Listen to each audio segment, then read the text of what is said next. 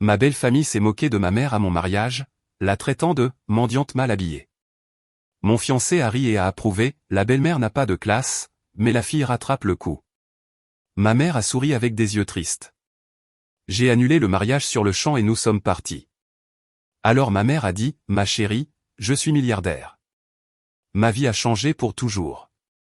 Je m'appelle Sienna Parker et j'ai 28 ans. En ce moment même, je regarde fixement une robe de mariée suspendue dans ma chambre d'hôtel pendant que mon téléphone vibre avec un autre texto agressif de mon fiancé exigeant que je change d'attitude avant le dîner de répétition de ce soir. Le satin blanc ressemble à un uniforme de prison entre mes mains. Demain, je suis censé épouser Hunter Ellis, et honnêtement, l'idée me retourne l'estomac. D'où me regardez-vous aujourd'hui? Laissez votre localisation dans les commentaires ci-dessous, et cliquez sur le bouton j'aime et abonnez-vous si vous vous êtes déjà senti piégé dans vos propres décisions de vie. Vous voudrez certainement rester pour voir ce qui s'est passé ensuite. Vous vous demandez probablement comment j'en suis arrivé là, alors laissez-moi revenir en arrière. En grandissant dans l'Oregon, il n'y avait que moi et ma mère, Linda Parker. Papa est mort quand j'avais 12 ans, nous laissant avec ce qui semblait être des économies modestes et une petite police d'assurance. Maman ne s'est jamais plainte, n'a jamais agi comme si elle manquait d'argent, elle travaillait simplement tranquillement à la caisse de crédit locale, et a réussi d'une manière ou d'une autre à me rendre visite en Californie tous les quelques mois après mon départ pour l'université. J'ai toujours pensé qu'elle vivait simplement de la pension de papa et de ses économies. Elle arrivait en portant les mêmes vêtements simples, conduisant la même vieille Honda, séjournant dans des motels bon marché quand elle venait me voir. Maman était pragmatique comme ça. Jamais du genre à faire des démonstrations ostentatoires ou des dépenses inutiles. Elle préférait économiser de l'argent pour mes manuels scolaires ou aider avec le loyer plutôt que de s'acheter quelque chose de joli. Ce que je ne savais pas, c'est que ma mère incroyablement intelligente s'était formée elle-même aux investissements et à l'immobilier pendant ses soirées tranquilles à la maison. Pendant que j'étudiais l'administration des affaires en Californie, elle bâtissait un empire dans l'Oregon. Mais elle le gardait caché, voulant que j'apprenne l'indépendance et que je gagne ma vie par moi-même. Après l'université, j'ai décroché un emploi chez Wesley & Codey, une prestigieuse société d'investissement à Los Angeles. C'est là que j'ai rencontré Hunter Ellis, grand, confiant et absolument magnétique quand il le voulait. C'était un cadre supérieur connu pour ses brillantes stratégies de marché et son incapacité totale à traiter quiconque d'un statut inférieur au sien avec la moindre décence humaine. La plupart des gens au travail craignaient Hunter ou le détestaient secrètement. Il humiliait les assistants pour des erreurs mineures, faisait des remarques acerbes sur les origines des gens et agissait généralement comme s'il possédait le monde parce que son père était un grand magnate de l'immobilier. Mais pour une raison quelconque, quand Hunter a essayé ses tactiques d'intimidation habituelles sur moi, je le fusillais du regard et lui lançais une réplique bien sentie qui le laissait sans voix. Je pense que c'est ce qui l'a attiré vers moi au début. J'étais probablement la première femme qui ne l'adorait pas ou ne tremblait pas de peur. En y repensant, j'ai réalisé que Hunter n'était pas intéressé par l'amour. Il était fasciné par le défi de quelqu'un qu'il ne pouvait pas immédiatement contrôler ou impressionner. Notre relation a assez bien commencé. Hunter pouvait être charmant quand il voulait quelque chose, et j'étais assez jeune pour confondre l'intensité avec la passion. Mais lentement, sa vraie personnalité a émergé. Il s'emportait contre le personnel de service, faisait des commentaires cruels sur mes vêtements ou mes origines modestes, et s'attendait à ce que je rie avec lui de ses blagues méchantes sur ses collègues. Ce qui était étrange, c'est que, bien que nous sortions ensemble depuis 2 ans, je n'avais jamais rencontré ses parents. Il y avait toujours une excuse. Il voyageait, était occupé par les affaires, s'occupait de problèmes familiaux. J'ai commencé à me demander s'il n'avait pas honte de moi, mais Hunter détournait toute question avec des promesses que je les rencontrerais bientôt. Quand Hunter a fait sa demande, cela a semblé soudain et presque désespéré. Nous nous disputions plus fréquemment, et je commençais à me demander si je voulais passer ma vie avec quelqu'un d'une cruauté si désinvolte envers les autres. Mais il est arrivé à mon appartement avec cette bague énorme et tout un discours sur le fait que je lui donnais envie d'être meilleur, que nous étions parfaits ensemble. Contre mon meilleur jugement, j'ai dit oui. Une partie de moi espérait que le mariage pourrait le calmer, le rendre plus mature. Une partie de moi était juste fatiguée de me battre et voulait croire à ses promesses. Et honnêtement, une partie de moi pensait que c'était peut-être le mieux que je pouvais espérer. Un homme réussi, beau, d'une famille riche veut m'épouser. Quelle ingratitude de ma part de refuser cela. La planification du mariage est devenue un cauchemar presque immédiatement. Hunter voulait tout ce qui était cher et tapa accent grave l'œil, alors que je préférais quelque chose de plus intime. Hunter avait des opinions bien arrêtées sur chaque détail, insistant pour que des associés et des parents éloignés dont je n'avais jamais entendu parler soient ajoutés à la liste des invités. Mais le plus grand signal d'alarme aurait dû être la critique croissante de Hunter à l'égard de ma famille. Il faisait des commentaires désobligeants sur mon éducation simple, plaisantait sur le style de vie pittoresque de ma mère et suggérait qu'elle n'avait peut-être pas besoin d'être si en vue dans la cérémonie. Quand je protestais, il prétendait qu'il essayait juste de m'aider à m'élever. 3 semaines avant le mariage, lors d'une autre dispute sur le plan de table, Hunter a finalement explosé. « Écoute, Sienna, j'essaie de t'introduire dans un autre niveau de la société. Ton passé est ce qu'il est, mais tu n'es pas obligé de l'afficher. » La cruauté désinvolte dans sa voix aurait dû être un signal d'alarme, mais j'étais déjà trop impliqué pour y voir clair. Ma mère est arrivée 2 jours avant le mariage, excitée et nerveuse à l'idée de rencontrer la famille de Hunter. Elle avait acheté une belle robe bleue pour l'occasion et apporté un petit cadeau pour ses parents, une boîte à bijoux sculptée à la main par un artisan local de l'Oregon. Je me souviens avoir pensé à quel point elle semblait attentionnée et nerveuse, voulant faire bonne impression. « J'ai hâte de rencontrer les gens qui ont élevé un jeune homme si réussi », m'a-t-elle dit alors que nous nous préparions dans ma chambre d'hôtel. L'espoir dans sa voix me brise encore le cœur. Si seulement j'avais su ce qui allait arriver. Je suis Sienna, j'ai toujours 28 ans, et je suis sur le point de vous parler du matin qui a tout changé. Je me suis réveillé le jour de mon mariage avec le sentiment de marcher vers mon exécution plutôt que vers mon bonheur éternel. La chambre d'hôtel de Santa Barbara était remplie de fleurs et de champagne de la famille de Hunter. Mais quelque chose n'allait fondamentalement pas. Maman était déjà réveillée, assise près de la fenêtre dans sa robe bleue, regardant l'océan. « Belle matinée pour un mariage », a-t-elle dit doucement. Mais j'ai décelé l'inquiétude dans sa voix. Les mères savent quand leurs filles font des erreurs, même quand elles ne disent rien. Les préparatifs de beauté du matin semblaient surréalistes. Coiffeur, maquilleur, photographe capturant chaque instant de ce qui était censé être le plus beau jour de ma vie. Je souriais pour l'appareil photo tout en remettant en question intérieurement chaque décision qui m'avait amené ici. La robe de mariée coûtait plus cher que la voiture de la plupart des gens, mais la porter me donnait l'impression de jouer à me déguiser dans la vie de quelqu'un d'autre. « Vous êtes magnifique, ma chérie », s'est exclamée la coordinatrice de mariage engagée par Hunter, une femme qui gérait chaque détail avec une précision militaire. « Monsieur Ellis sera absolument ravi quand il vous verra. » Hunter avait insisté pour ne pas me voir avant la cérémonie. La tradition, disait-il, bien que je soupçonne que c'était plus pour maintenir l'aspect performatif de notre relation. Tout avec Hunter était une question d'apparence, de présenter la bonne image aux bonnes personnes. Le lieu de la cérémonie était à couper le souffle. Une terrasse en bord de mer surplombant le Pacifique, des roses blanches partout, un quatuor à cordes jouant doucement. La famille de Hunter n'avait épargné aucune dépense, ce qui aurait dû être romantique, mais me donnait plutôt l'impression d'être acheté et payé. Chaque détail criait l'argent et le statut, mais rien ne semblait personnel ou significatif. Alors que les invités commençaient à arriver, j'observais depuis la fenêtre de ma suite nuptiale. J'ai reconnu certains collègues de Hunter, plusieurs personnes qui ressemblaient à des associés, et de nombreux visages que je n'avais jamais vus auparavant. La liste des invités avait triplé par rapport à nos plans initiaux, remplis de personnes que Hunter jugeait importantes à des fins de réseautage. Ma partie de la liste d'invitations était pathétiquement petite. Quelques amis d'université, ma mère et quelques cousins.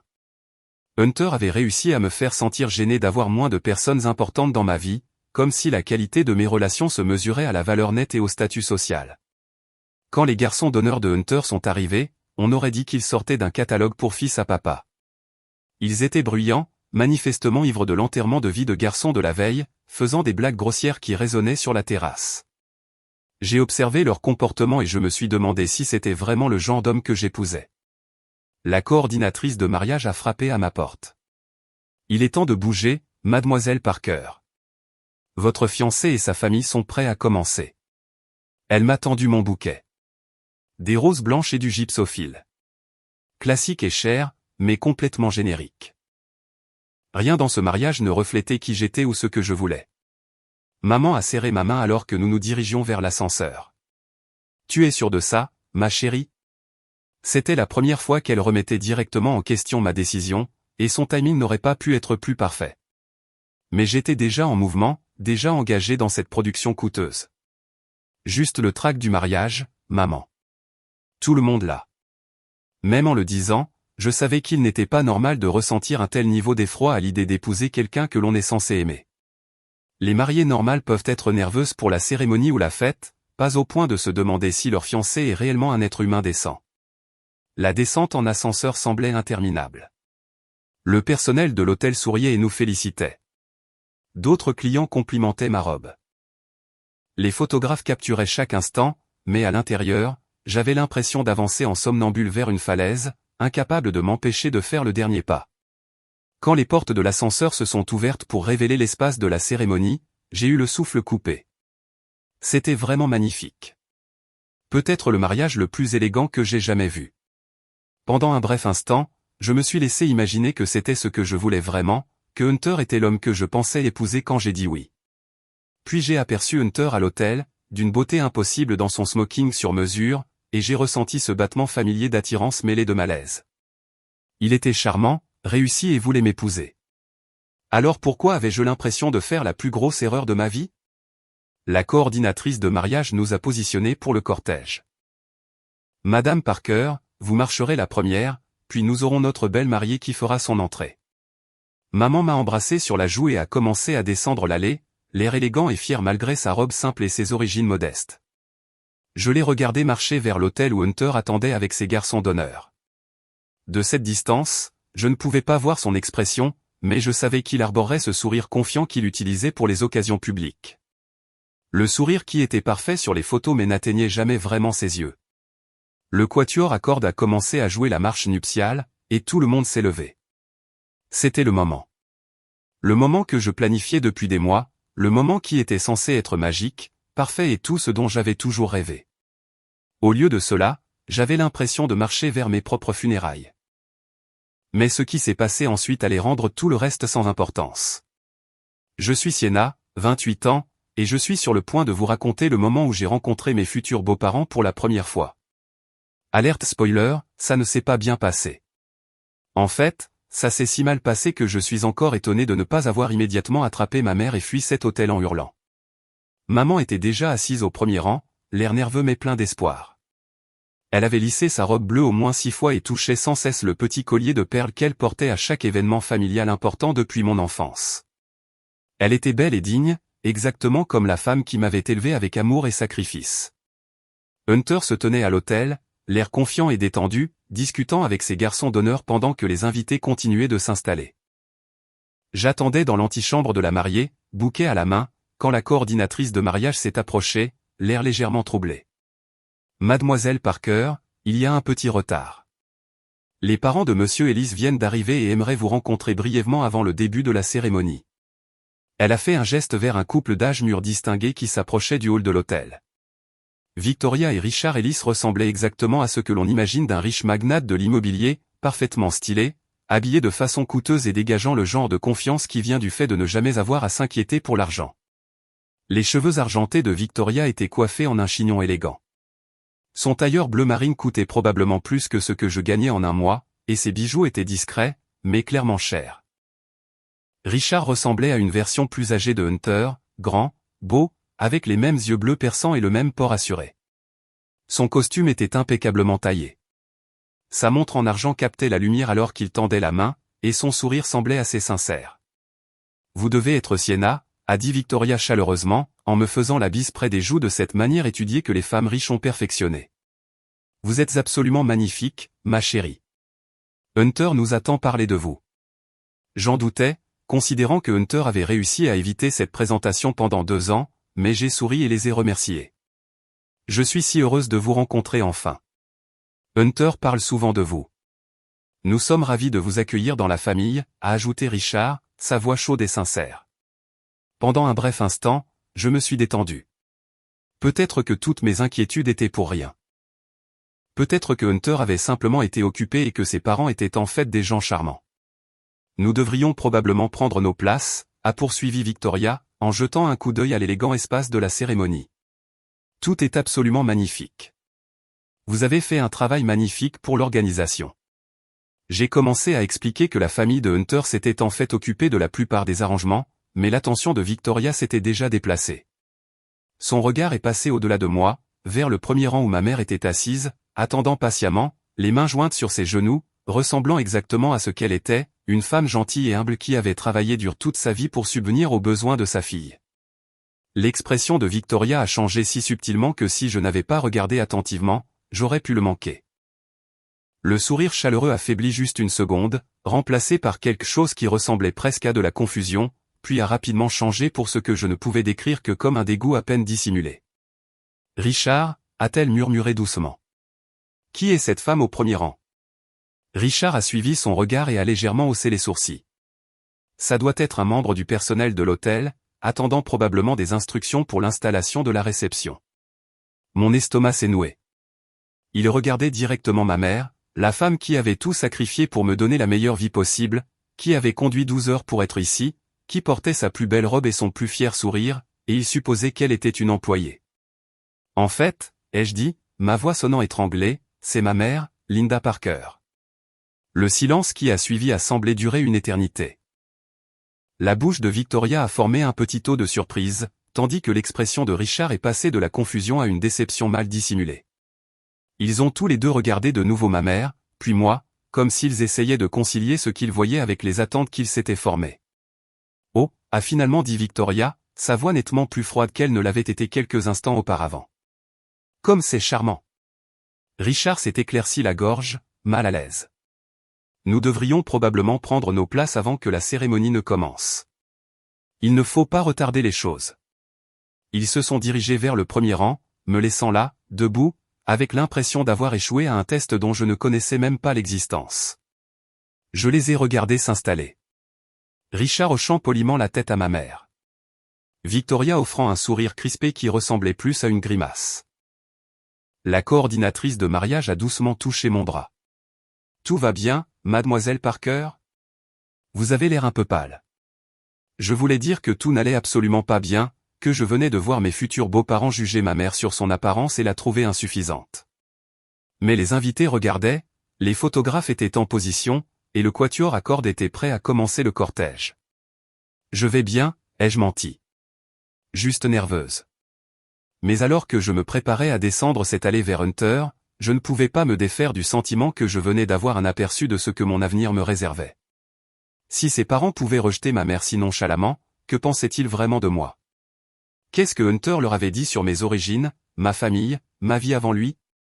La musique a commencé, et je savais qu'il n'y avait plus de retour en arrière possible. Ou du moins, c'est ce que je pensais. Je suis Sienna, j'ai 28 ans, et ce que je vais vous raconter s'est passé devant 50 invités de mariage, 2 photographes et un vidéaste qui a capturé chaque seconde humiliante.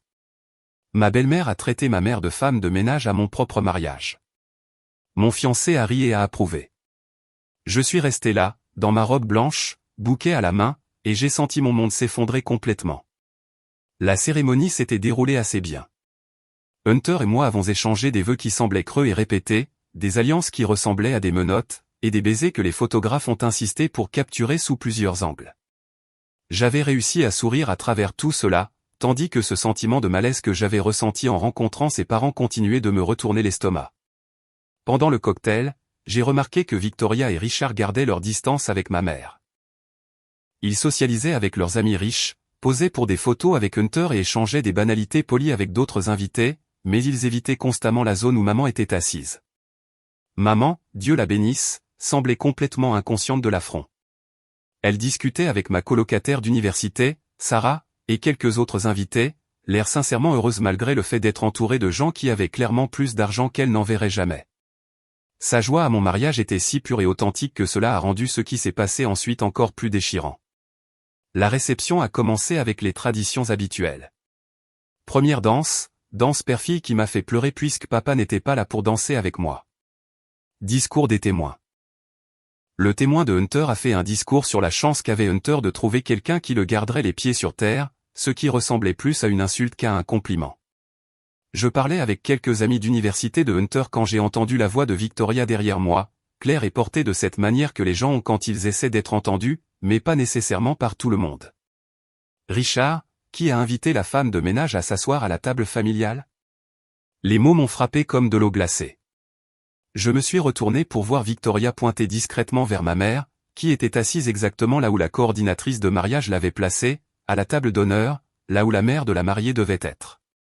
C'est la mère de la mariée, a corrigé quelqu'un à voix basse. Je n'ai pas pu voir qui. Le rire de Victoria était sec et dédaigneux. Cette femme? Vous êtes sérieux? On dirait qu'elle est sortie du personnel de ménage de l'hôtel. Ma mère portait sa plus belle robe, une simple robe fourreau bleu qui était élégante et appropriée. Ses cheveux étaient coiffés par un professionnel, son maquillage était parfait, et elle ressemblait exactement à ce qu'elle était, une femme digne célébrant le jour du mariage de sa fille. Mais apparemment, rien de tout cela n'importait à Victoria Ellis. Eh bien, est intervenu Richard, sa voix portant cette nuance particulière de cruauté qui ne vient que de générations de richesses héritées. Je suppose que nous ne pouvons pas tous avoir des standards. Au moins, la fille s'en est bien sortie. Plusieurs invités avaient cessé leur conversation et écoutaient maintenant avec une horreur mal dissimulée. J'ai senti mon visage brûler de honte et de rage, mais j'étais figé sur place, incapable de traiter ce qui se passait réellement. Puis Hunter est apparu aux côtés de ses parents, fraîchement sorti d'une conversation avec des associés. Il a dû entendre la fin de leurs commentaires car il a regardé ma mère, puis ses parents avec un sourire narquois. « Ne vous en faites pas », a-t-il dit nonchalamment, comme s'il parlait de la météo.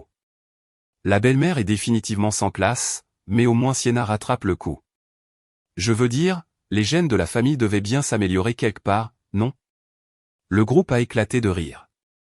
Le gloussement ravi de Victoria, le rire chaleureux de Richard, et le rire confiant de Hunter que j'avais entendu 1000 fois, mais jamais dirigé contre moi ou ma famille. Le son m'a transpercé comme du verre. J'étais là, dans ma robe de mariée coûteuse, entourée de fleurs, de bougies et de tout ce qui était censé être parfait, pendant que mon nouveau mari et sa famille se moquaient de la femme qui avait tout sacrifié pour moi. La femme qui avait fait des doubles gardes pour payer mes frais d'inscription à l'université, qui avait conduit des centaines de kilomètres pour m'installer dans ma chambre d'étudiant, qui avait cru en moi quand je ne croyais pas en moi-même. Ma mère était toujours assise à sa table, complètement inconsciente qu'on parlait d'elle comme d'un secret de famille embarrassant. Elle souriait à quelque chose que Sarah avait dit, son visage rayonnant de bonheur de me voir mariée. Elle n'avait aucune idée que sa simple présence était traitée comme une source de honte. La rage qui m'a envahi était différente de tout ce que j'avais jamais ressenti. Ce n'était pas juste de la colère. C'était un changement fondamental dans ma façon de voir tout ce qui m'entourait. Ces gens, y compris l'homme que je venais d'épouser, n'étaient pas seulement des snobs. Ils étaient cruels. C'était le genre de personnes qui trouvaient de la joie à rabaisser les autres. « Excusez-moi », ai-je dit, ma voix coupant leur rire comme une lame. La conversation s'est arrêtée immédiatement. Hunter s'est tourné vers moi avec ce sourire confiant toujours sur son visage, s'attendant clairement à ce que je me joigne à leur amusement, ou au moins que j'ignore ce que j'avais entendu. « Est-ce que je viens de vous entendre traiter ma mère de sans classe ?» ai-je demandé, ma voix stable malgré le tremblement de mes mains. Le sourire de Hunter a légèrement faibli. « Sienna, nous étions justes. »« Avez-vous traité ma mère de sans classe ?» ai-je répété, chaque mot délibéré et clair. Victoria s'est avancée, décidant apparemment de prendre le contrôle de la situation. « Ma chérie, je pense que vous réagissez de manière excessive à un simple malentendu. » Un malentendu? Comme si insulter la femme qui m'a élevé n'était qu'une conversation anodine. J'ai regardé Hunter, attendant qu'il défende ma mère, qu'il montre un signe qu'il comprenait à quel point c'était mal.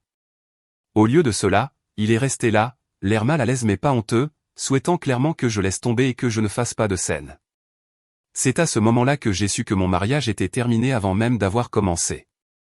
Je m'appelle Sienna, j'ai 28 ans, et je viens d'annuler ma propre réception de mariage devant 50 invités choqués. Le silence qui a suivi mon annonce était si complet qu'on pouvait entendre les vagues de l'océan à travers les portes ouvertes de la terrasse. Le visage de Hunter est passé par environ 6 émotions différentes en 3 secondes, pour se fixer sur un mélange de panique et de rage. « Sienna, tu es dramatique », a dit Hunter, sa voix tendue par un calme forcé.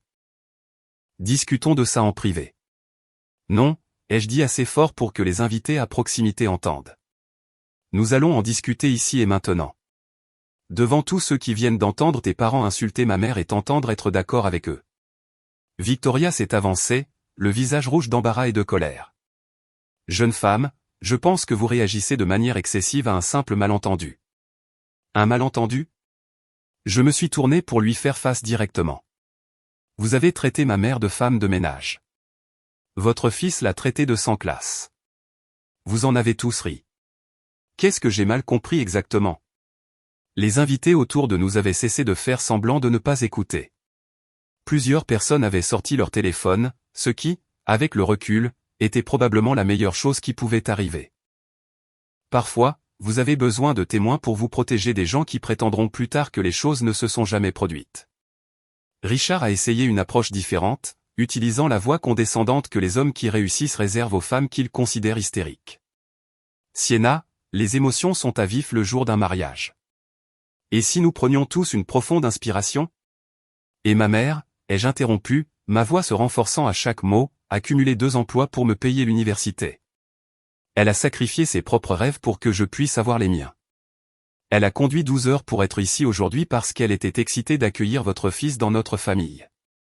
Et vous avez remercié cette gentillesse en vous moquant de son apparence et en la traitant comme si elle était inférieure à vous. J'ai regardé directement Hunter. Et toi, l'homme que je viens d'épouser, tu as trouvé ça drôle. La mâchoire de Hunter s'est crispée. Sienna, tu nous mets dans l'embarras tous les deux. Pouvons-nous s'il te plaît gérer ça comme des adultes? Des adultes? Ai-je ri, mais il n'y avait aucun humour là-dedans. Les adultes ne se moquent pas de leur belle-mère à leur propre mariage. Les adultes ne jugent pas les gens sur leurs vêtements ou leur compte en banque.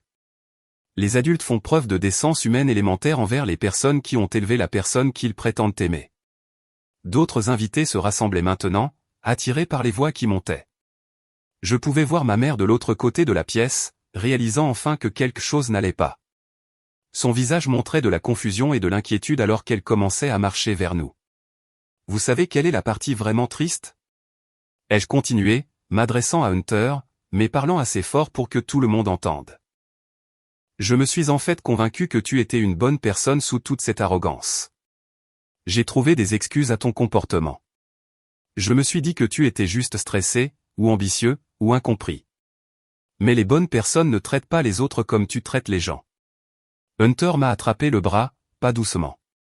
Sienna, arrête. Tu fais une scène. Je me suis dégagé de son emprise. Je fais une scène? Je ne suis pas celle qui a passé le cocktail à insulter la mère de la mariée. Je ne suis pas celle qui vient de montrer à 50 personnes quel genre de famille ils sont vraiment. Que se passe-t-il? La voix douce de ma mère a coupé la tension alors qu'elle rejoignait notre groupe. L'inquiétude dans ses yeux était déchirante. Elle ne savait toujours pas ce qui avait déclenché cette confrontation. J'ai regardé son visage gentil et inquiet et j'ai senti ma résolution se renforcer encore plus. Cette femme m'avait tout donné. Elle méritait tellement mieux que d'être traitée comme une honte par des gens qui n'étaient pas dignes de lui cirer les chaussures. Maman, ai-je dit doucement. Les parents de Hunter viennent de passer les 10 dernières minutes à faire des blagues sur ton apparence et ton statut social. Ils t'ont traité de femme de ménage et ont suggéré que tu n'avais pas ta place à la table familiale. Le visage de ma mère a traversé une série d'expressions, confusion, blessure, déception, et finalement une sorte de résignation triste qui m'a brisé le cœur. Elle avait déjà fait face à un comportement classiste, mais jamais au mariage de sa propre fille. Je vois, a-t-elle dit tranquillement, sa dignité intacte malgré l'humiliation. Et Hunter, ai-je continué, ma voix se durcissant. A trouvé leurs commentaires hilarants. Il a été d'accord pour dire que tu es sans classe, mais a dit, au moins, je rattrape le coup. Maman a regardé Hunter avec une expression que je n'avais jamais vue auparavant. Pas de la colère, mais une déception profonde qui était en quelque sorte pire que la rage. Victoria a apparemment décidé que c'était son moment de reprendre le contrôle. Linda, je suis sûr que vous comprenez que différentes familles ont des standards différents. Rien de personnel, bien sûr. Ma mère a étudié Victoria un long moment, puis a souri. Ce n'était pas un sourire chaleureux ou un sourire amer. C'était le sourire de quelqu'un qui sait exactement à qui il a affaire et qui n'est pas impressionné. Madame Ellis, a dit maman de sa voix calme et mesurée. J'ai besoin de vous dire quelque chose. Ce qui s'est passé ensuite a tout changé. Je m'appelle Sienna, j'ai 28 ans, et ce que ma mère a dit ensuite a rendu le visage de Victoria Ellis si blanc que j'ai cru qu'elle allait s'évanouir sur la terrasse.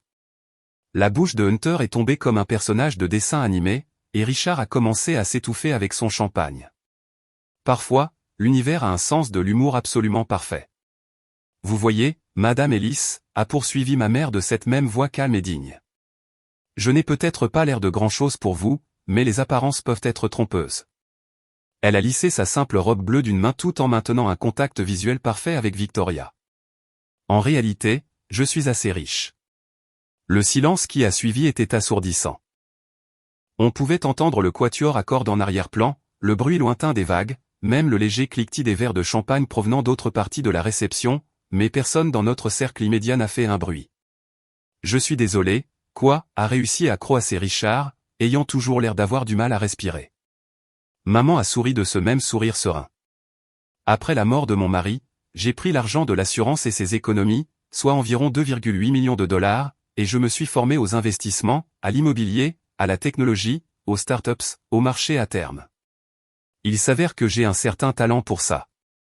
Le verre de champagne de Victoria tremblait dans sa main. Hunter avait l'air de quelqu'un à qui on venait de dire que la gravité était facultative. Au cours des 16 dernières années, a poursuivi maman d'un ton conversationnel, j'ai constitué un portefeuille d'une valeur d'environ 1,2 milliard de dollars. Je possède des biens immobiliers commerciaux à Portland, Seattle et San Francisco. Je suis une partenaire silencieuse dans 6 entreprises technologiques, dont 3 sont entrées en bourse. Et j'ai des propriétés d'investissement dans la région viticole de l'Oregon qui génèrent plus de revenus passifs que la plupart des gens ne gagnent en un an. Le visage de Richard était passé du rouge au violet. 1,2 milliard, à quelques centaines de millions près, a dit maman avec un léger haussement d'épaule. Les marchés fluctuent, vous comprenez. Je regardais ma mère comme si je ne l'avais jamais vue auparavant. 1,2 milliard de dollars. La femme qui m'avait rendu visite dans mon minuscule appartement d'étudiante, qui m'avait aidé à déménager des meubles dans un camion de location, qui avait toujours été si prudente avec l'argent, valait plus d'1 milliard de dollars. Mais toi, ta maison, ta voiture, ai-je balbutié. Maman m'a regardé avec un tel amour et une telle tendresse que j'ai senti les larmes me monter aux yeux. Ma chérie, je voulais que tu gagnes ta vie par toi-même. Je voulais que tu te forges ton propre caractère et ton éthique de travail sans dépendre de l'argent de la famille. Certaines des personnes les plus malheureuses que je connaisse sont des héritiers qui n'ont jamais appris leur propre valeur. Elle a fait une pause, puis m'a regardé droit dans les yeux et a dit doucement, tu l'as fait.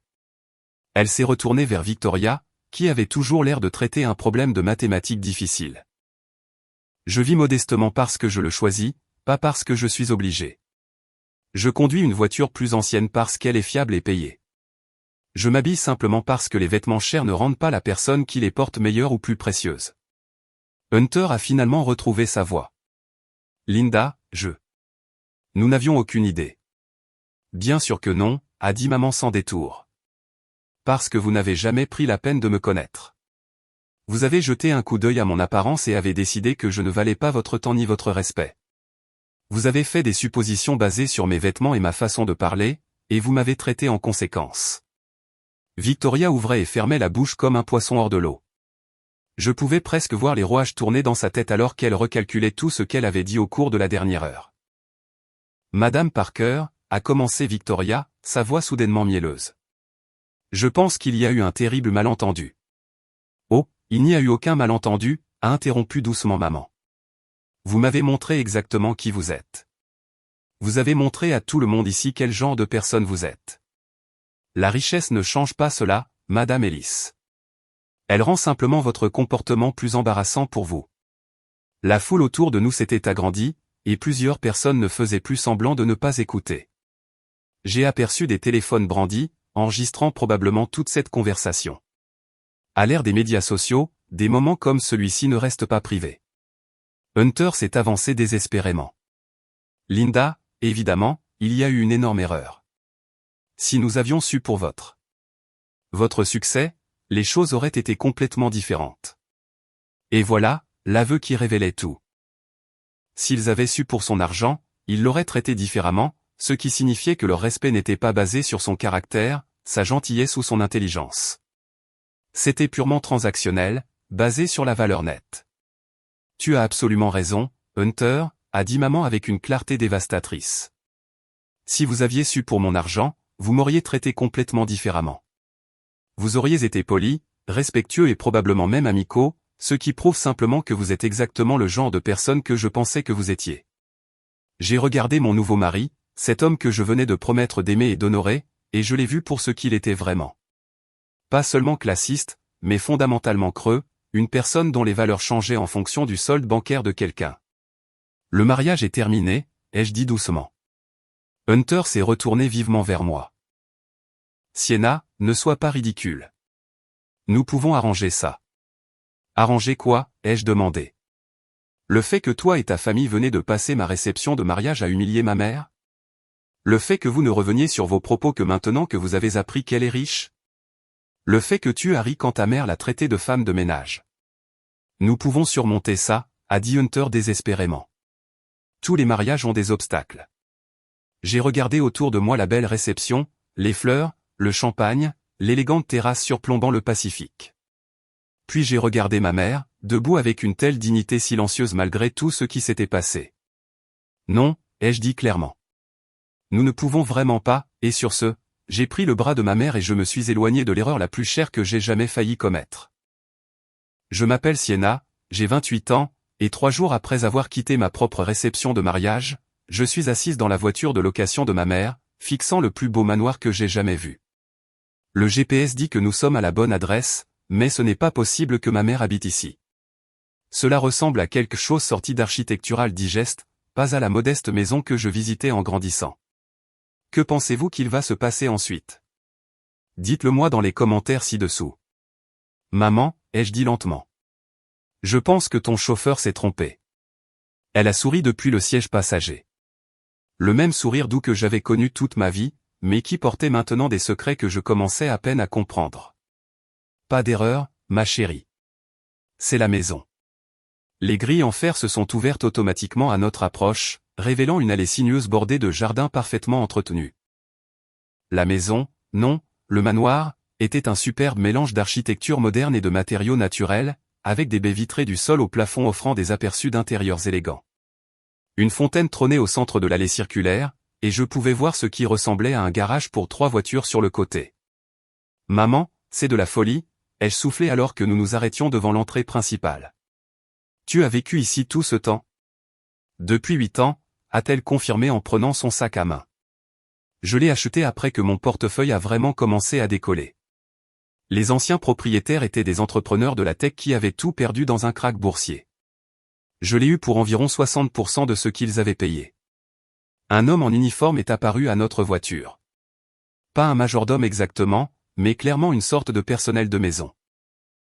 Il a salué ma mère chaleureusement et a pris nos sacs sans qu'on le lui demande. La manière décontractée dont maman interagissait avec lui suggérait que c'était tout à fait normal, pas un spectacle élaboré pour moi. L'intérieur de la maison était encore plus magnifique que l'extérieur. Des plafonds vertigineux, des œuvres d'art originales, une cuisine digne d'un magazine de cuisine, et un salon avec une vue sur le fleuve Columbia qui m'a coupé le souffle. Tout était élégant, mais confortable. Cher, mais pas ostentatoire. Je sais que c'est beaucoup à digérer, a dit maman, observant mon expression alors que j'essayais de traiter ce que je voyais. Je voulais te le dire depuis des années, mais j'avais peur que cela change la façon dont tu te voyais et voyais tes accomplissements. Je me suis enfoncé dans un fauteuil en cuir qui coûtait probablement plus que mon salaire mensuel. 1,2 milliard de dollars. Maman, comment est-ce même possible? Elle s'est installée en face de moi, portant toujours cette simple robe bleue du mariage, l'air complètement à l'aise dans sa maison de plusieurs millions de dollars. Ton père nous a laissé environ 2,8 millions de dollars en assurance et en épargne. C'était une bonne somme pour commencer si on était malin. Mais tu n'as jamais semblé intéressé par l'argent ou l'investissement. Je m'y suis beaucoup intéressé après sa mort, a dit maman tranquillement. J'ai réalisé que la sécurité financière était le seul moyen de te protéger, toi et moi, de dépendre de qui que ce soit d'autre. Alors, j'ai étudié. J'ai lu tous les livres d'investissement que j'ai pu trouver, j'ai suivi des cours en ligne, j'ai commencé petit avec des fonds indiciels et des fonds communs de placement. Elle s'est levée et s'est dirigée vers une bibliothèque remplie de textes financiers, de guides d'investissement et de biographies d'affaires. J'ai fait mon premier investissement immobilier 5 ans après la mort de ton père. Un petit duplex à Portland que j'ai rénové et loué. Le profit de celui-ci a été investi dans mon prochain investissement, puis le suivant. Mais tu as toujours semblé si normale, si prudente avec l'argent. Maman a ri. C'est en étant prudent qu'on bâtit sa fortune, ma chérie. C'est en dépensant de manière ostentatoire qu'on la perd. Je voulais que tu vois la valeur du travail, de gagner ta vie par toi-même, de ne pas dépendre de l'argent de la famille pour ton identité ou ton estime de soi. J'ai pensé à toutes les fois où elle m'avait rendu visite en Californie, séjournant dans des hôtels bon marché, conduisant cette vieille Honda, portant les mêmes vêtements année après année. Pendant ce temps, elle était assise sur une fortune qui aurait pu lui acheter tout ce qu'elle voulait. Tu aurais pu me le dire, ai-je dit doucement. Je n'aurais pas changé. Peut-être pas, a concédé maman. Mais j'ai vu ce que la richesse héritée fait à certaines personnes. Elle les rend paresseuses, pleines de droits, déconnectées de la réalité. Regarde la famille de Hunter. Ils ont hérité de leur argent et l'ont utilisé comme une arme pour rabaisser les autres. La comparaison était blessante parce qu'elle était juste. Victoria et Richard Ellis maniaient leur richesse comme une massue, l'utilisant pour établir leur supériorité sur les personnes qu'ils jugeaient inférieures. Même Hunter, malgré toute sa réussite professionnelle, avait été façonné par une enfance dans une famille où l'argent était traité comme une mesure de la valeur humaine. Alors, que se passe-t-il maintenant, ai-je demandé. Maman a souri. Maintenant, tu décides de ce que tu veux faire de ta vie. Tu peux retourner à Los Angeles, continuer à travailler chez Wesley & Company et faire comme si rien de tout ça ne s'était passé. Ou tu peux rester ici un moment. Découvrir ce que tu veux vraiment au lieu de ce que tu penses devoir vouloir. Avant que je puisse répondre, son téléphone a sonné. Elle a jeté un coup d'œil à l'écran et a froncé les sourcils. C'est Hunter, a-t-elle dit en me montrant l'écran. Ne réponds pas, ai-je dit rapidement. En fait, a dit maman avec une lueur malicieuse dans les yeux, je crois que je vais le faire. Elle a répondu à l'appel sur haut-parleur. Bonjour, Hunter. Linda, Dieu merci, la voix de Hunter a rempli la pièce, sonnant désespérée et légèrement paniquée. Est-ce que Sienna est avec toi? Elle ne répond pas à mes appels. Elle est ici, a confirmé maman en me faisant un clin d'œil. Nous passons une très agréable visite. Linda, je veux que tu saches à quel point nous sommes désolés pour ce qui s'est passé au mariage.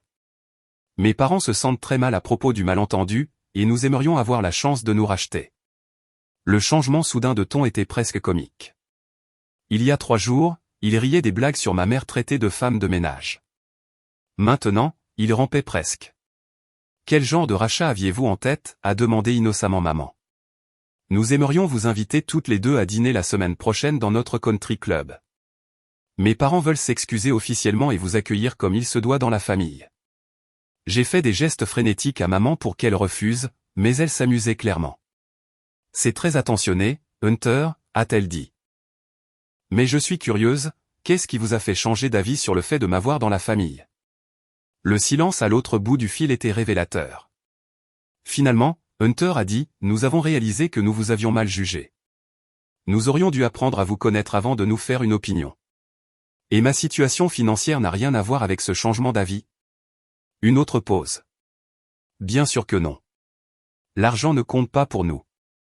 Maman et moi nous sommes regardés, et j'ai dû me mordre la lèvre pour ne pas rire. L'homme dont la famille venait de passer ma réception de mariage à se moquer de l'apparence de ma mère prétendait maintenant que l'argent ne comptait pas pour eux. Eh bien, a dit gentiment maman, j'apprécie l'invitation, mais je pense que Sienna et moi avons besoin de temps pour digérer tout ce qui s'est passé.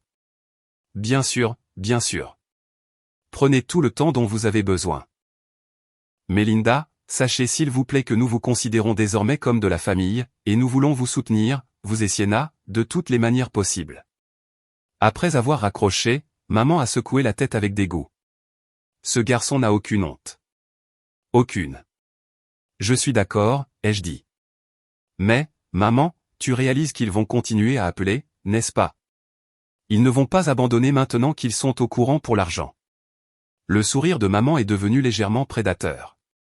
Laisse-les appeler. J'ai le sentiment que ça va être très divertissant. Je suis Sienna, j'ai 28 ans.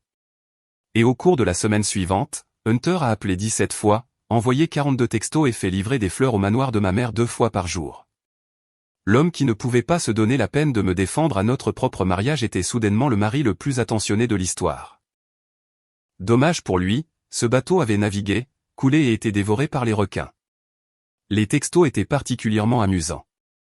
Ils allaient des excuses désespérées à des propositions commerciales, en passant par ce qui semblait être des lettres d'amour écrites par quelqu'un qui n'avait jamais vraiment connu l'amour. Mon préféré était « Si, j'ai réalisé que tu es la pièce manquante de mon âme. Sans toi, je ne suis qu'une coquille vide de succès et d'ambition. Une coquille vide de succès et d'ambition, ai-je lu à voix haute à ma mère pendant le petit déjeuner sur sa magnifique terrasse surplombant le fleuve Columbia. Il a vraiment écrit ça sans sourciller, apparemment. Maman a failli s'étouffer avec son café. Il est vraiment investi dans ce rôle, n'est-ce pas? Les fleurs étaient encore plus ridicules. D'énormes arrangements qui coûtaient probablement plus que le loyer mensuel de la plupart des gens, chacun accompagné de cartes de plus en plus dramatiques. Pour la femme qui rend mon monde complet. Jusqu'à ce que tu reviennes à moi, je suis perdu. Notre amour est plus fort que n'importe quel malentendu. Malentendu, ai-je marmonné en jetant la dernière carte dans la pile grandissante. Il appelle l'humiliation de ma famille à notre mariage un malentendu. Mais les appels étaient la meilleure partie. Hunter avait apparemment décidé que la persistance était la clé pour me reconquérir. Chaque conversation suivait le même schéma, des excuses désespérées, des promesses de changement, des assurances que sa famille comprenait maintenant son erreur, et des allusions de plus en plus transparentes à la richesse de ma mère. Si, j'ai pensé à notre avenir, a-t-il dit lors de son dernier appel.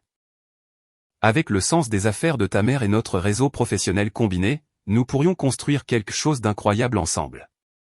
J'ai mis l'appel sur haut-parleur pour que maman puisse entendre.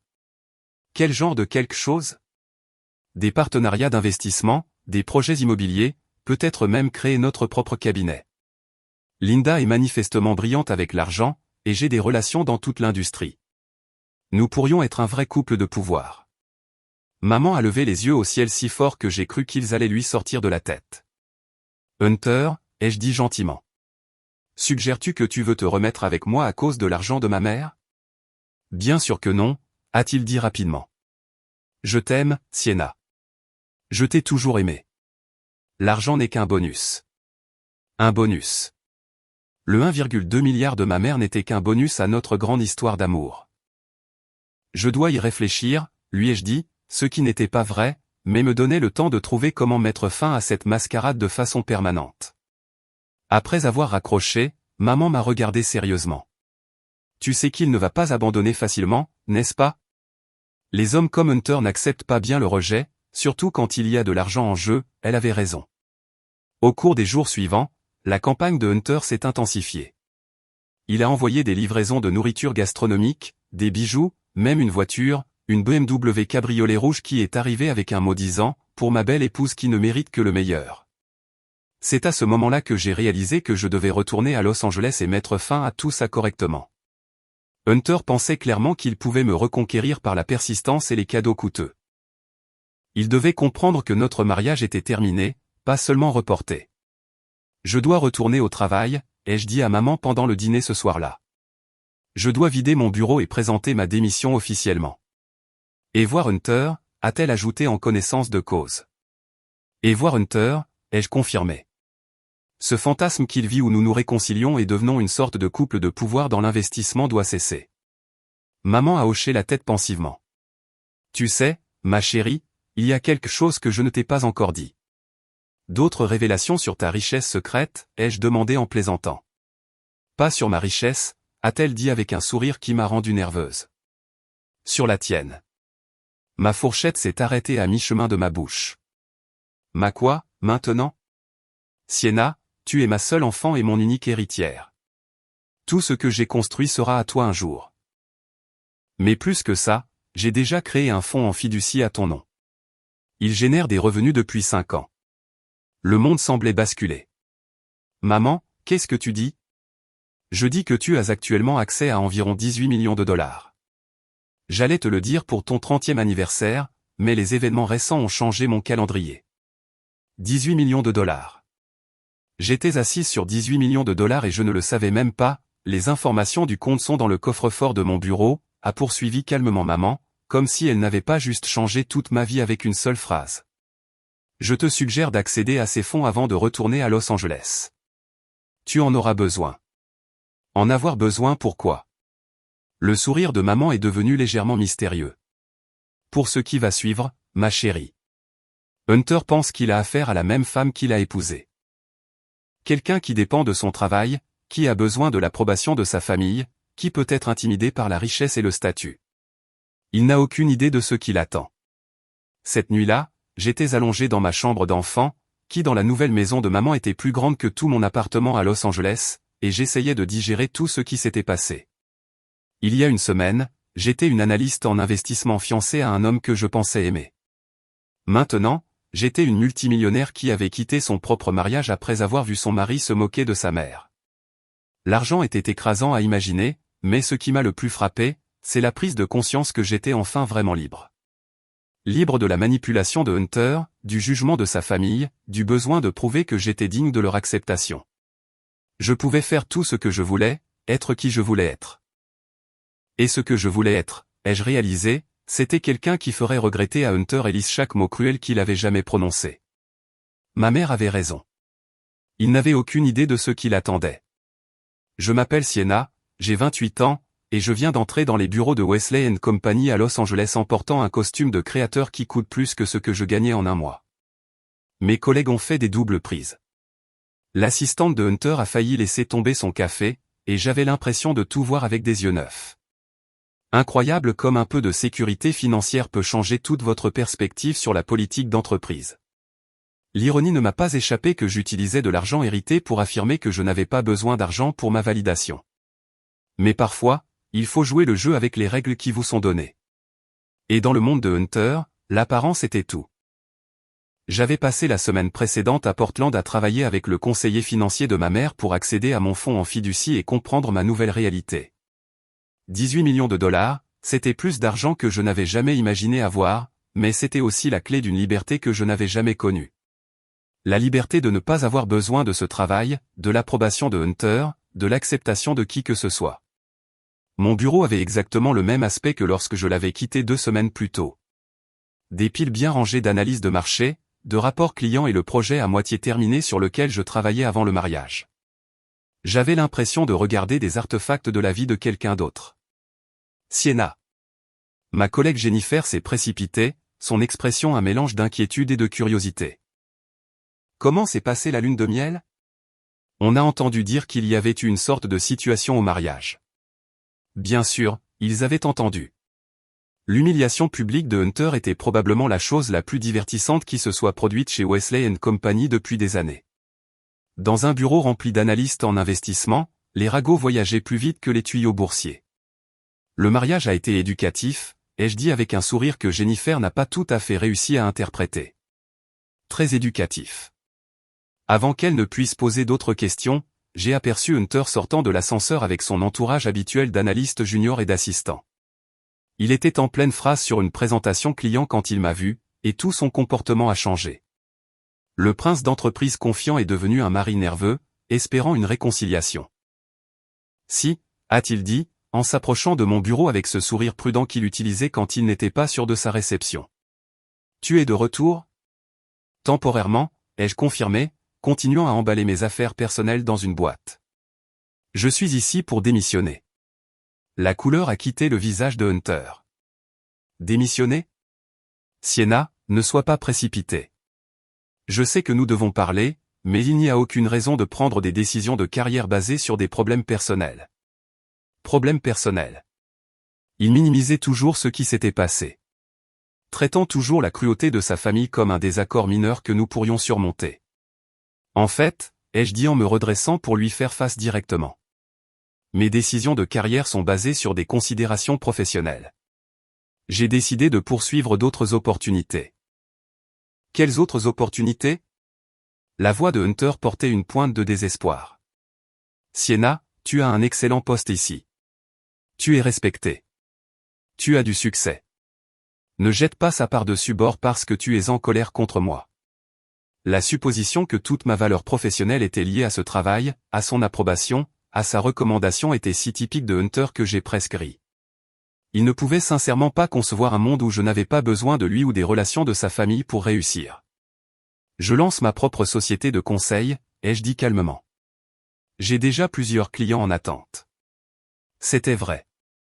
Le conseiller financier de ma mère m'avait mis en contact avec 3 entreprises à la recherche d'analyses d'investissement indépendantes, et mon portefeuille de chez Wesley & Company les avait suffisamment impressionnés pour qu'ils me proposent des contrats. Incroyable à quel point les clients devenaient plus confiants lorsqu'ils apprenaient que vous aviez une richesse personnelle importante investie sur les marchés. La mâchoire de Hunter s'est crispée. Sienna, nous devons en discuter en privé. Ton bureau, maintenant. En fait, je ne travaille plus ici, donc je n'ai pas de bureau, et je ne prends plus d'ordre de toi non plus. J'ai fermé ma boîte d'affaires personnelle et l'ai glissée sous mon bras. J'ai terminé ici. J'ai commencé à marcher vers l'ascenseur, mais Hunter a suivi, sa voix devenant plus forte et plus agitée. Sienna, tu fais une énorme erreur. Tu ne peux pas simplement tout quitter ce que nous avons construit ensemble. Tout ce que nous avons construit. Je me suis retourné pour lui faire face. Hunter, tu veux dire tout ce que tu m'as permis d'accomplir tout en t'assurant que je sache que ce n'était possible que grâce à ta recommandation et aux relations de ta famille. Nous attirions maintenant l'attention. D'autres employés ralentissaient le pas, faisant semblant de consulter des documents tout en écoutant manifestement notre conversation. Dans un environnement de bureau où l'avancement dépendait souvent de la perception et des relations, les disputes publiques étaient un divertissement rare. Ce n'est pas juste, a dit Hunter, sa voix tendue de frustration. J'ai toujours soutenu ta carrière. Tu as toléré ma carrière tant qu'elle ne menaçait pas ton ego ou ton statut, ai-je corrigé. Il y a une différence. L'ascenseur est arrivé avec un léger digne, et je suis entré. Hunter a fait un pas pour me suivre, mais j'ai levé la main. Ne fais pas ça, ai-je dit fermement. C'est fini, Hunter. Le mariage est terminé. Je quitte l'entreprise, et je ne veux plus aucun contact avec toi ou ta famille. Alors que la porte commençait à se fermer, Hunter a crié désespérément. Sienna, attends. Et ta mère? Et les opportunités dont nous avons discuté? Les portes se sont fermées sur son visage paniqué, mais ses mots ont résonné dans le petit espace. Même maintenant, même alors que je partais, il pensait toujours à l'argent de ma mère et aux opportunités que cela représentait pour lui. 20 minutes plus tard, j'étais assise dans ma voiture dans le parking quand mon téléphone a sonné. Hunter, bien sûr. Sienna, s'il te plaît, ne pars pas comme ça. Nous devons parler. Nous venons de parler, ai-je dit calmement. Tu as clairement indiqué que tu vois la richesse de ma mère comme une opportunité commerciale. J'ai clairement indiqué que je ne suis pas intéressé à être ton chemin vers son argent. Ce n'est pas.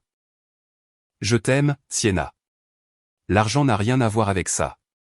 Si l'argent n'a rien à voir avec ça, ai-je dit, alors ça ne devrait pas importer que je sois financièrement indépendante maintenant. Ça ne devrait rien changer à notre relation. Le silence à l'autre bout du film a tout dit. Au revoir, Hunter, ai-je dit et j'ai raccroché. Mais en quittant Wesley & Company pour la dernière fois, je savais que ce n'était pas vraiment un au revoir. Les hommes comme Hunter n'acceptaient pas le rejet avec grâce, surtout quand il y avait de l'argent en jeu. Il essaierait à nouveau, probablement de manière plus spectaculaire la prochaine fois. J'avais raison. Ce qu'il a fait ensuite était si spectaculairement embarrassant que c'est devenu légendaire chez Wesley & Company pendant des années. Je m'appelle Sienna, j'ai 28 ans, et je viens de recevoir l'appel téléphonique le plus ridicule de ma vie.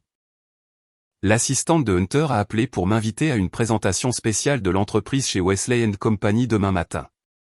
Quand j'ai demandé quel genre de présentation, elle a gloussé nerveusement et a dit que c'était une surprise. Étant donné que Hunter m'appelle 17 fois par jour depuis 2 semaines, je suis à peu près sûr de savoir exactement de quel genre de surprise il s'agit.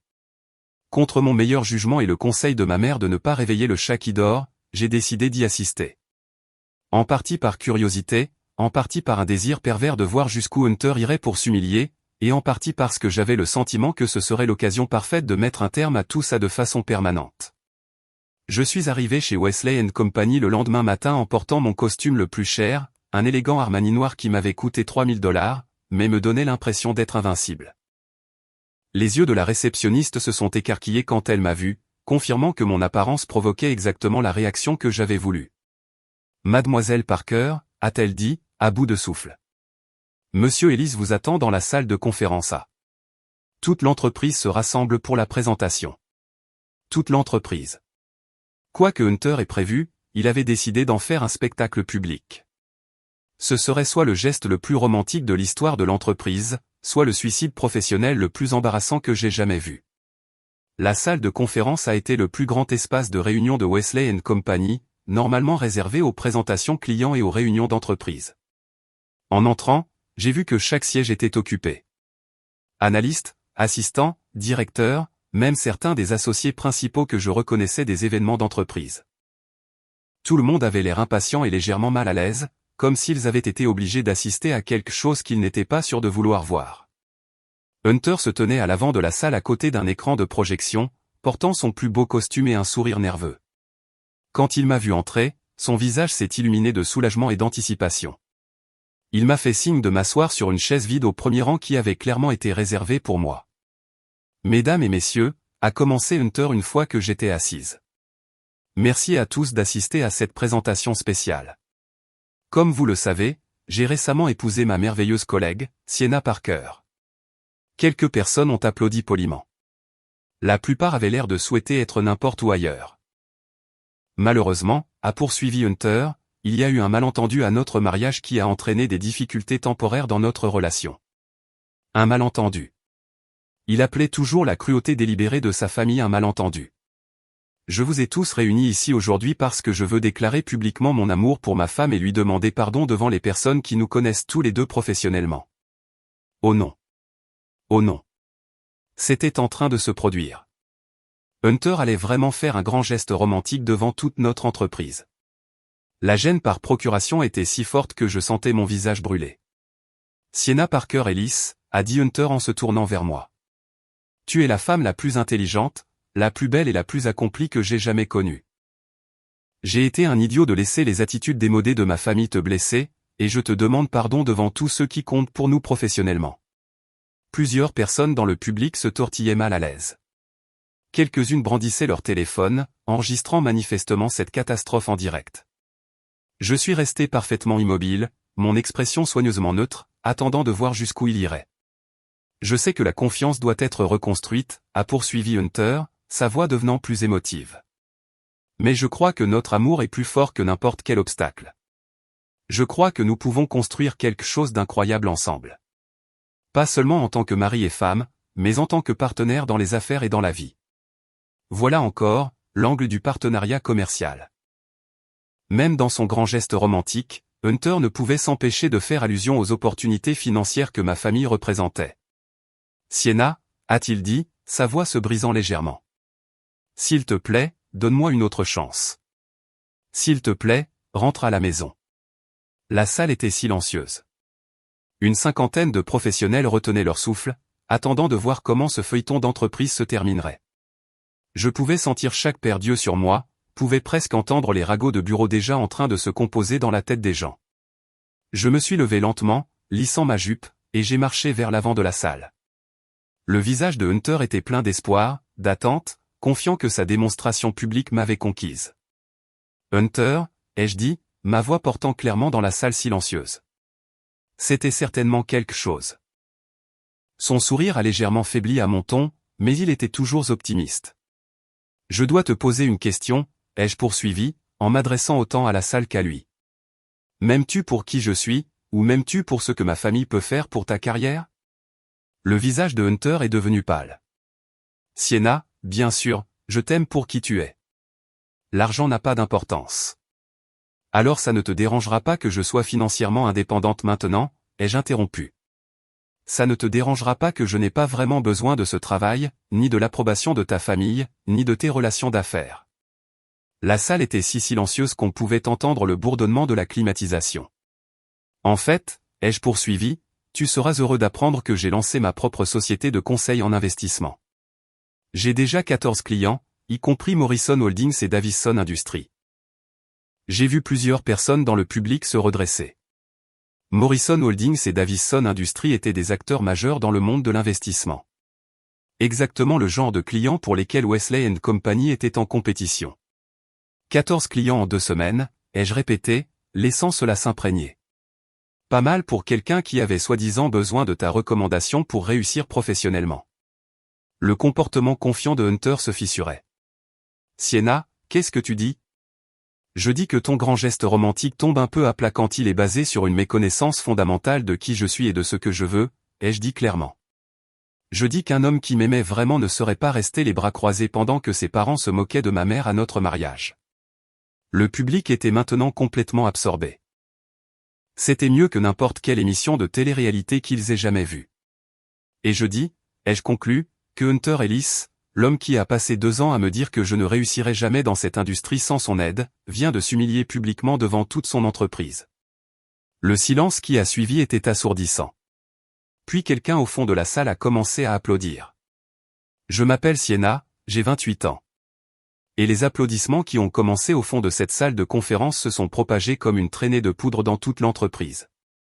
50 professionnels de l'investissement qui avaient vu Hunter Ellis traiter ses subordonnés comme des moins que rien pendant des années le voyaient enfin recevoir sa juste punition, et ils savouraient chaque seconde. Le visage de Hunter est passé de confiant à confus, puis à absolument mortifié en environ 3 secondes. Les applaudissements n'étaient pas de polis applaudissements de golf. C'étaient des applaudissements enthousiastes et soutenus de la part de personnes qui attendaient depuis des années de voir quelqu'un remettre Hunter à sa place. Je pouvais voir des visages dans le public s'illuminer de joie, des téléphones brandis plus haut pour capturer sa réaction, et plus de quelques sourires à peine réprimés. Merci, ai-je dit à la salle, et les applaudissements se sont progressivement calmés. Mais je n'ai pas tout à fait terminé. Hunter avait l'air de vouloir disparaître à travers le sol. Son grand geste romantique avait spectaculairement échoué, et il était maintenant piégé à l'avant d'une salle pleine de collègues qui savouraient clairement son humiliation. Tu vois, Hunter, ai-je poursuivi, tu as commis une erreur de jugement critique. Tu as supposé que j'avais besoin de toi, que je dépendais de ton approbation et de tes relations pour réussir. Tu as supposé que l'argent et le statut de ta famille les rendaient, et par extension, toi, supérieur à des gens comme ma mère et moi. Je pouvais voir les associés principaux de Wesley & Company dans le public, leurs expressions allant de la fascination à l'inquiétude face au spectacle public qui se déroulait dans leur salle de conférence. Mais voici ce que tu ne savais pas, ai-je dit, ma voix se renforçant. Ma mère, Linda Parker, la femme que ta famille a traitée de femme de ménage, vaut 1,2 milliard de dollars. C'est une investisseuse autodidacte qui a bâti sa fortune à partir de rien pendant que tu te la coulais douce avec le fonds en fiducie de papa. Des halètements et des murmures ont parcouru le public. Plusieurs personnes tapaient frénétiquement sur leur téléphone, recherchant probablement le nom et l'historique d'investissement de ma mère. Et voici ce que tu ne savais pas d'autre, ai-je poursuivi. Je n'ai pas besoin de ce travail, de ta recommandation ou de l'approbation de ta famille, parce que j'ai déjà plus d'argent que tu n'en gagneras probablement jamais de toute ta carrière. La bouche de Hunter s'est ouverte et fermée comme un poisson hors de l'eau. La couleur avait complètement quitté son visage, et je pouvais voir des perles de sueur se former sur son front. Donc, quand tu me demandes de rentrer à la maison, de reconstruire notre mariage, de devenir ton associé, ai-je dit avec une clarté dévastatrice, tu ne le demandes pas parce que tu m'aimes. Tu le demandes parce que tu as réalisé que divorcer de moi signifie perdre l'accès à plus d'argent que ta famille n'en a jamais vu. La salle était électrique de tension. Ce n'était plus seulement un ragot de bureau. C'était une démolition complète de l'un des directeurs les plus arrogants de Wesley & Company, exécuté avec une précision chirurgicale devant ses pairs. Sienna. Balbutia Hunter. Ce n'est pas je n'ai jamais. L'argent n'a pas d'importance pour moi. Vraiment ? Ai-je demandé en penchant la tête avec une innocence feinte. Alors pourquoi toi et tes parents avez-vous passé toute ma réception de mariage à parler d'opportunités commerciales une fois que vous avez appris la richesse de ma mère ? Pourquoi ton père m'a-t-il appelé 3 fois cette semaine pour me demander des conseils en investissement ? Pourquoi ta mère a-t-elle soudainement invité ma mère à rejoindre son conseil d'administration caritatif ? D'autres murmures du public. Les gens assemblaient les pièces, réalisant que le changement soudain de cœur de la famille Ellis à propos de ma famille était entièrement financier. Laissez-moi être très clair, ai-je dit, m'adressant à Hunter mais parlant assez fort pour que tout le monde entende. Je ne me réconcilierai jamais avec vous. Je ne travaillerai jamais avec vous professionnellement. Et je ne vous permettrai certainement jamais, à vous ou à votre famille, d'accéder à l'argent de ma mère ou au mien. L'humiliation de Hunter était complète. Mais j'avais un dernier coup à lui porter. En fait, ai-je dit, en sortant une carte de visite de mon sac à main. J'aimerais inviter officiellement toute personne dans cette salle qui en a assez de travailler pour quelqu'un qui traite les employés comme des moins que rien à me contacter pour des opportunités chez Parker Consulting. J'ai posé une pile de cartes de visite sur la table de conférence. Nous nous développons rapidement. Nous croyons qu'il faut traiter les gens avec respect, quel que soit leur parcours, et nous sommes toujours à la recherche d'analystes talentueux qui veulent travailler pour une entreprise qui valorise la compétence plutôt que les relations. l'audace de recruter des employés de Wesley & Company lors d'une réunion d'entreprise, devant leur direction, tout en détruisant simultanément la réputation de Hunter, était si audacieusement non professionnelle qu'elle en est revenue à être brillante. Cette réunion est terminée, a annoncé l'un des associés principaux, réalisant clairement que le contrôle des dommages était nécessaire. Tout le monde au travail. Mais personne n'a bougé. Il fixait tous les cartes de visite, l'expression dévastée de Hunter, et moi, debout avec confiance à l'avant de la salle comme si j'étais la propriétaire des lieux. Oh, et Hunter, ai-je dit alors que les gens commençaient enfin à sortir. La prochaine fois que tu voudras faire un grand geste romantique, assure-toi peut-être de comprendre ce que signifie réellement la romance. Indice, ce n'est pas une proposition commerciale déguisée. En me dirigeant vers la sortie, des gens prenaient mes cartes de visite et plusieurs collègues m'ont approché directement. Sienna, a dit Jennifer, l'une des analystes juniors. Est-ce que tu recrutes vraiment? Absolument, ai-je confirmé. Envoie-moi ton CV par email. Et moi, a demandé David du service de recherche. Je pensais partir de toute façon. Au moment où j'ai atteint l'ascenseur, j'avais recueilli les coordonnées de 8 employés potentiels et distribué toutes mes cartes de visite. La tentative de Hunter de me reconquérir était devenue par inadvertance le meilleur événement de recrutement que j'aurais pu imaginer. Alors que les portes de l'ascenseur se fermaient, j'ai eu un dernier aperçu de Hunter, debout seul à l'avant de la salle de conférence vide, l'air de voir son monde s'effondrer autour de lui, ce qui, pour être juste, était probablement le cas. Je m'appelle Sienna, j'ai 28 ans, et 6 mois plus tard, je suis assise dans mon bureau d'angle au centre-ville de Portland, surplombant la rivière Willamette, dirigeant une société de conseil qui est passée de 0 à 15 employés. 8 d'entre eux sont d'anciens analystes de Wesley & Company qui ont décidé qu'ils préféraient travailler pour quelqu'un qui les traite comme des êtres humains. L'humiliation publique de Hunter est devenue le cadeau qui n'arrêtait pas de donner. Si cette histoire a résonné en vous, assurez-vous de liker et de vous abonner pour plus d'histoires sur la façon de se défendre et de défendre les personnes que vous aimez. Parker Consulting se spécialise dans l'analyse des investissements et la stratégie financière pour les entreprises de taille moyenne qui ne peuvent pas se permettre les grandes firmes mais ont besoin de plus d'expertise qu'elles ne peuvent en développer en interne. C'est exactement le genre de niche que les grandes entreprises comme Wesley & Company ignorent, ce qui nous a rendus incroyablement performants, incroyablement rapidement. Maman avait raison sur le fait que mon fonds en fiducie me fournirait les bases dont j'avais besoin. Avoir la sécurité financière m'a permis de prendre des risques, d'embaucher de bonnes personnes et de construire le genre de culture d'entreprise dans laquelle j'avais toujours voulu travailler.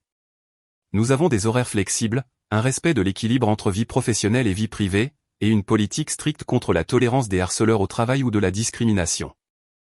Sienna, a appelé mon assistante Sarah à travers ma porte ouverte. Vous avez un appel sur la ligne 2. C'est une certaine Victoria Ellis.